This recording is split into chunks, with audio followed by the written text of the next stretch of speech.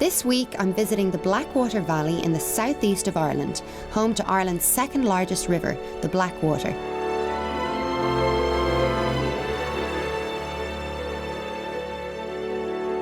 I'm travelling along a stretch of the river to understand the interdependence between the natural environment and local Irish business.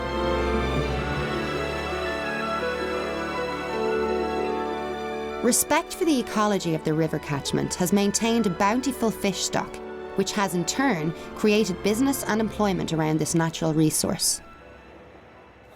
As a special area of conservation, the Blackwater requires regular monitoring.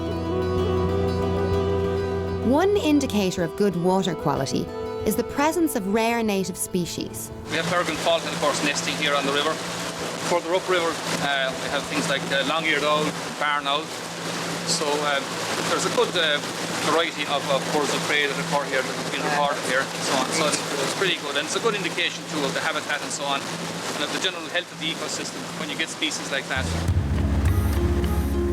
As you move down the river between Cappoquin and Newport, either side of the river you have alluvial wet woodland, which is primarily made up of white willow, almond willow.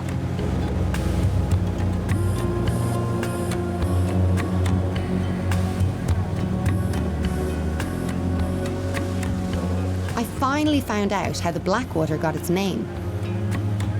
The river gets its dark colour from the peats that are occurring on some of the tributaries back west. The river itself rises in East Kerry and it travels into County Waterford.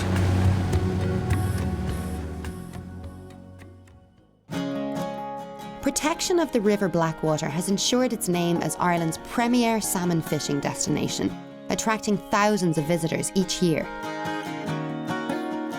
I'm staying at the Blackwater Lodge in Ballyduff to see how local businesses are playing a valuable role in educating visitors and caring for the environment. So what sort of people come here? They come from all over Europe, the States. The furthest away we've had, I'd say, is Japan and Australia. We'll head off down to the river. Glenda has all of the flies and everything down there, and of course all the expertise to go with it. I'm getting my first ever fly fishing lesson from champion Irish lady angler Glenda Powell, who teaches fly fishing to visitors from all over the world.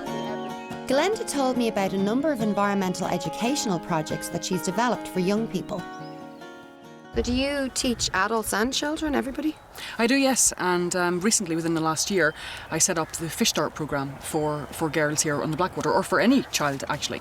The course was covering everything to try to make the kids aware of pollution, basic entomology, what does live in the river. But it's very important that the water stays clean, because without clean water, then of course the salmon or the trout or any other fish in the river will not be able to survive. So Tanya, what we're going to do is we're going to teach you the double spey cast. So up, over and down, good, around, up, and out. Good. The reason why we go to the river is because it's peaceful, and it's to get away from normal life and all of the normal chores that we all have to do. And if you stand still long enough, then what you get is you become one with nature. You begin to see all sorts of things that you wouldn't be seeing if you were just walking past. So let's do the entire cast. Ready? Up, over and down. Good. Try around. Up. Wait and cast. Yes. Oh, just tap the top rope. Okay. It's easy to see that environmental education is essential for long-term protection of this natural resource. Yes, just lie the net right in the river. It's nearly ready to come in. The whole way in? You ready? Lift. The more you fish, the more the fish become your friends. And you start to put them back in again. And so most of my fish I would return. It's important that we try and keep what we have for future generations. I had a brilliant one. That was so cool. I didn't think I'd get to see a fish. A salmon. Situated along the banks of the River Blackwater sits the historic Lismore Castle. Here, the habitat of the Blackwater is characterised by woodland, managed by the Devonshire estate, which has owned Lismore Castle since the 18th century.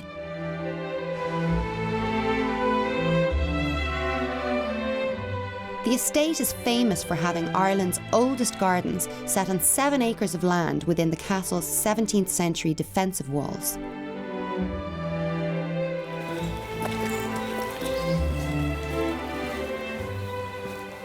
I'm going to visit the Yew Garden, home to trees of over 300 years old.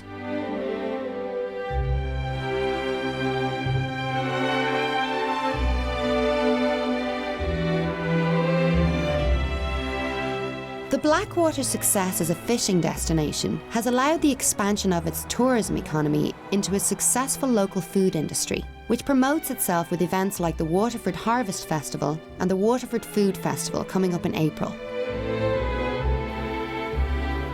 I'm meeting with Wexford businesswoman Margaret Jeffers, who founded the food tourism company Good Food Ireland. Hi, Margaret. Hi, Tania. How are you? Lovely to meet you. You too. So tell me about the Good Food Company. The whole idea of Good Food Ireland and what we're trying to do is to promote Ireland, or the island of Ireland, as a destination for good food to international visitors. Thank you, Helen.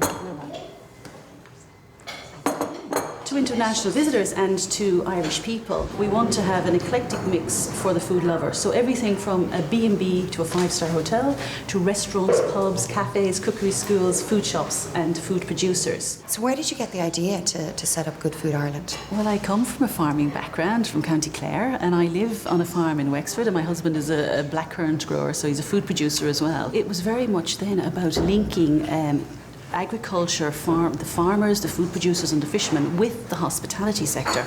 The South East seems to have such a vast variety of local foods. Absolutely, and we have a wonderful international reputation for good food, but what we haven't had a reputation of Ireland as a destination for food within the tourism sector. Obviously here we are in a recession, and you've got agriculture and you've got tourism, our two biggest economies in this country. These are the people that are going to bring this country out of the recession.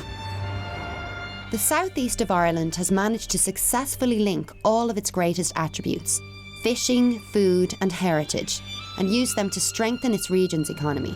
And as we've seen on the River Blackwater, conservation and protection are vital for this success.